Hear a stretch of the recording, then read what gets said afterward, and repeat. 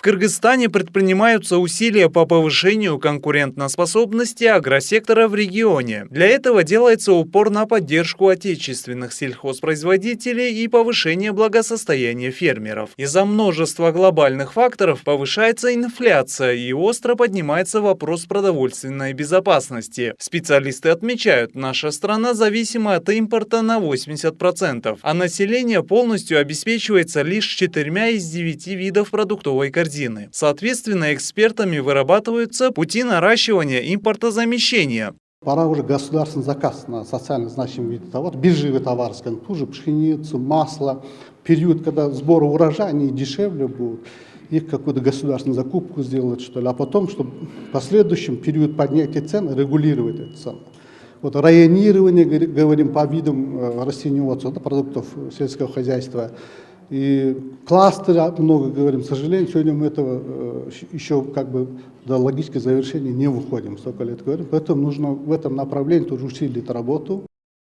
Участники круглого стола по вопросам продовольственной безопасности также считают, что необходимо сосредоточить внимание на увеличении доходов населения и поддержке уязвимых групп. Немаловажным остается вопрос уровня бедности, который составляет 33% всего населения или более 2 миллионов человек. Эксперты акцентировали внимание и на изменении рациона питания, чтобы снизить риск заболеваний и повысить качество рождаемости.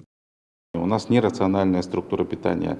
Мы имеем микронутриентное голодание по целому ряду ключевых факторов. Это дефицит железа, дефицит витаминов, и это плохо. У нас население становится более уязвимым. И если мы смотрим, это прежде всего сельские женщины. Все более мелкие дети рожаются, отставание в росте, отставание в весе. Есть крайняя черта бедности, это часто ее называют черта голода. Там, кроме продуктов, самых базовых продуктов, ничего нет.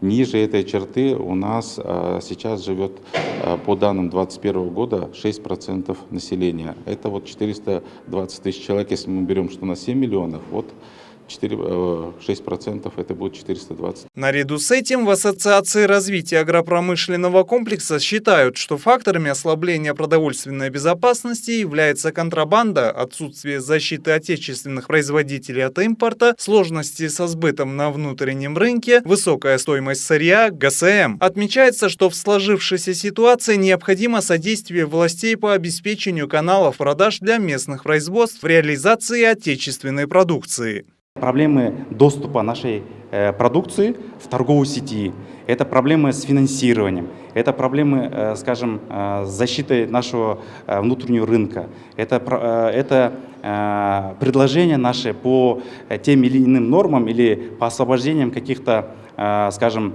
налогов для того, чтобы дать стимул, толчок по каким-то направлениям, где у нас есть большая зависимость. Например, там, по растительному маслу, да, то есть по сахару, например, потому что у нас есть зависимость. И по итогам данной встречи мы сейчас как раз-таки получим все предложения, потому что мероприятие оно продолжается.